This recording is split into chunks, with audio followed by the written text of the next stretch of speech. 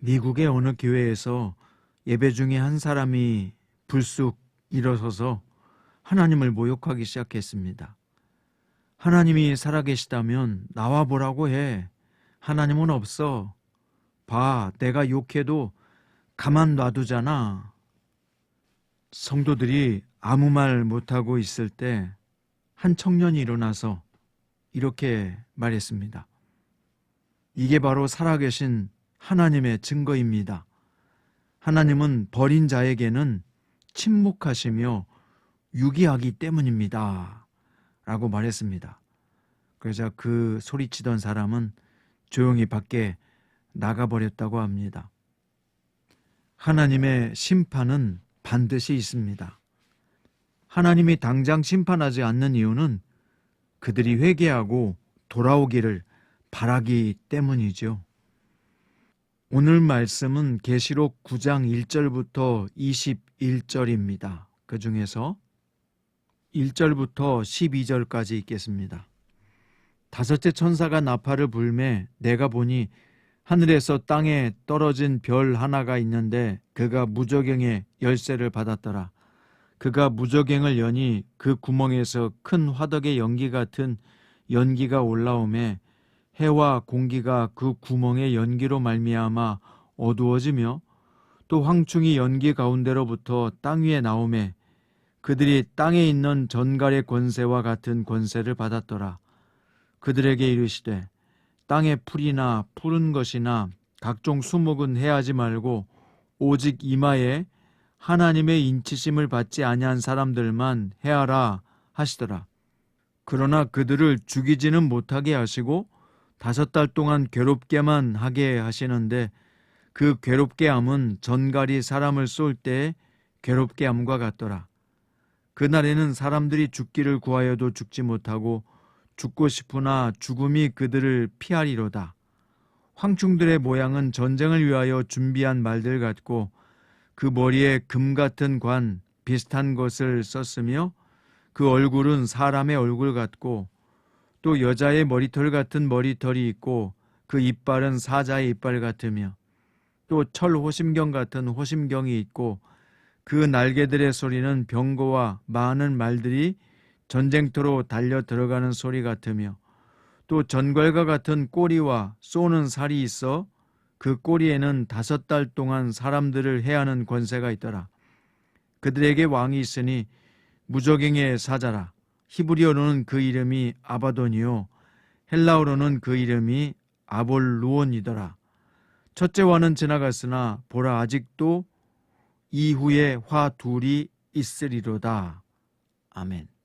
오늘 말씀의 제목은 하나님의 심판을 비웃으면 안 되는 이유입니다. 오늘 본문은 5째 나팔과 6째 나팔 재앙이 이어진다는 내용입니다. 무저갱이 열리자 거기서 올라온 황충들이 인을 맞지 않는 사람들을 괴롭힙니다. 뒤이어 유브라데에서 노임을 받은 4천사들이 마병대를 이끌고 사람 3분의 1을 죽이는 본격적 재앙이 온 땅에 내려진다는 내용입니다. 자, 먼저 1절부터 12절까지 첫 번째 나팔부터 네 번째 나팔까지는 자연계를 대상으로 재앙이 임했습니다. 그런데 5째 나팔이 울리고 내려진 재앙은 결국 인간을 향한다는 것입니다. 땅에 떨어진 별 하나가 무저갱의 열쇠를 받아 여니 황충이 올라와 전갈처럼 인간을 공격하는 것을 보았습니다. 이 공격은 이마에 하나님의 인치심을 받지 않은 사람들에게 국한되고 5달 동안 괴롭게만 하는 제한적 재앙이었습니다. 자세히 살펴보면 처음에 4재앙도 그랬지요. 그때에는 자연계에만 재앙이 내려졌고 그것도 3분의 1에만 내려진 제한적인 것이었습니다. 이것은 우리에게 뭘 가르쳐 줍니까? 하나님은 누구도 심판으로 고통당하는 것을 원치 않으시며 세상 모든 사람이 회개하고 돌아오기를 간절히 원하신다는 것입니다. 베드로후서 3장 9절에 보면 주의 약속은 어떤 이들이 더디다고 생각하는 것 같이 더딘 것이 아니라 너희를 대하여 오래 참으사 아무도 멸망하지 아니하고 다 회개하기를 원하시느니라 라고 되어 있습니다. 하나님은 모든 사람들이 회개하며 돌아오기를 원하는 것입니다. 자, 그런데 본문에서 황충이 공격하는 대상을 보면요, 이마에 하나님의 인치심을 받지 아니한 사람들이라고 한정지었습니다. 이것은 끝까지 복음을 거절하고 하나님을 대적하며 주님의 백성을 박해하던 사람들을 하나님이 공의에 따라 분명하게 심판하시는 것임을 알 수 있는 것입니다. 사랑하는 여러분, 하나님의 경고는 무의미하지 않습니다. 영원히 경고가 반복되지도 않습니다. 하나님의 심판은 확실하고 정확하게 응당한 값을 요구한다는 것을 본문은 우리에게, 모든 인류에게 말씀하고 있는 것입니다. 자, 이어서 13절부터 21절까지를 보면 여섯째 나팔이 불리자 금제단 네 뿔이 입을 열어서 결박된 네 천사를 놓아주라고 명합니다. 이 천사의 목적은 뭘까요? 사람의 3분의 1을 죽이는 것입니다.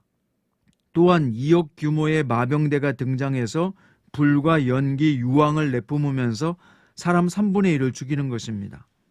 그토록 많은 경고들이 반복적으로 점진적으로 계속되었지만 끝까지 거부했던 자들에게 이런 형벌이 내린다는 것입니다. 여기 불과 연기, 유황은 무엇을 상징할까요? 남김없이 태워버리고 없애버리는 전멸의 상징입니다. 이 불과 연기와 유황을 내뿜으면서 사람을 전멸하는 것은 화산 폭발을 상징하는 것 같습니다. 화산이 폭발하면 불이 나오고 연기가 올라오고 유황이 터지잖아요. 이렇게 화산이 폭발하는 것과 같은 그런 심판을 통해서 하나님께서 최종적 심판을 내리신다는 것입니다. 그런데 여전히 3분의 2의 사람들은 남았습니다. 왜 3분의 1을 남겨두실까요? 또 한 번의 기회를 주시는 것입니다. 나머지 사람들이라도 회개하며 그리스도께로 돌아오기를 바라시는 것입니다. 여기서 우리는 끝까지 기대하시는 하나님의 인내와 자비를 엿볼 수 있습니다. 자, 그리고 본문의 마지막 2절 20절과 22절은요, 이 재앙에서 죽지 않고 남은 사람들이 죄를 끝까지 회개하지 않고 우상을 숭배하는 자들이라고 명확하게 지명하고 있습니다.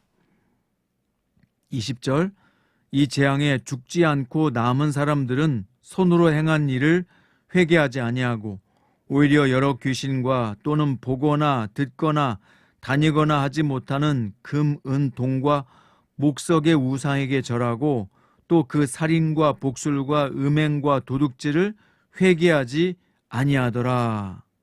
결국 누가 멸망당한다는 것입니까? 하나님 앞에 돌아오지 않고 죄를 회개하지 않는 사람들이, 즉 하나님의 인을 받지 않는 사람들이 결국은 큰 화를 당하게 된다는 것입니다. 본문에서 우리는 하나님의 자비와 인간의 완악함을 동시에 보았습니다. 이 말씀은 믿는 사람이나 믿지 아니하는 모든 사람들을 향한 경고입니다. 이런 여러분의 경고에도 불구하고 마음과 태도를 바꾸지 않는 불신자들을 향한 경고인 것입니다. 또한 하나님을 믿는다고 하지만 그분의 뜻대로 살지 않는 신자들을 향한 경고인 것입니다. 하나님의 심판을 비웃으면 안 됩니다. 하나님은 자비로우신 분이시지만 동시에 공의로운 분인 것을 잊으면 안 되는 것입니다. 두려운 마음으로 하나님을 대해야 합니다. 반역과 교만을 내려놓고 불신을 내려놓고 회개의 자리로 나아가야 합니다. 용서받을 수 있는 자리로 나아가야 합니다. 다른 방법은 없습니다.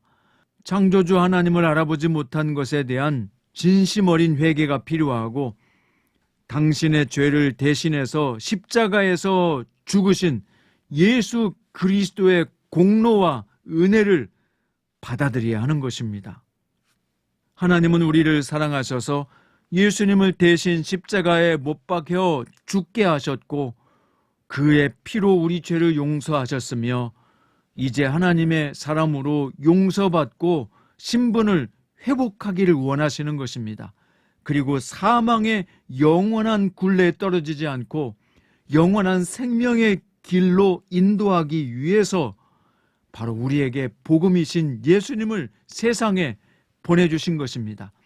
그리고 이 무시무시한 심판을 보지 않도록 하나님의 최종적인 엄청난 심판의 결과에 빠지지 않도록 우리를 부르시고 초청하고 계시고, 이런 계시록의 말씀을 통해서 우리에게 돌아오라고 말씀하시는 것입니다. 믿거나 믿지 않는 것은 사람의 자유입니다. 그러나 믿지 않으면 반드시 엄중하고 무거운 심판을 피할 수 없다는 것을 기억하십시오. 또한 예수 그리스도를 믿는다고 말하지만 주님의 뜻대로 행하지 않으면 이 심판을 피할 수 없을 것입니다. 성도 여러분, 참되게 믿으십시오. 믿는다면 그 말씀대로 살아가십시오. 하나님의 엄중한 심판이 아니라 하나님의 은혜의 선물을 받고 말씀대로 잘 살아서 축복의 상급을 받을 수 있는 복된 성도들로 살아가기를 예수님의 이름으로 축원드립니다.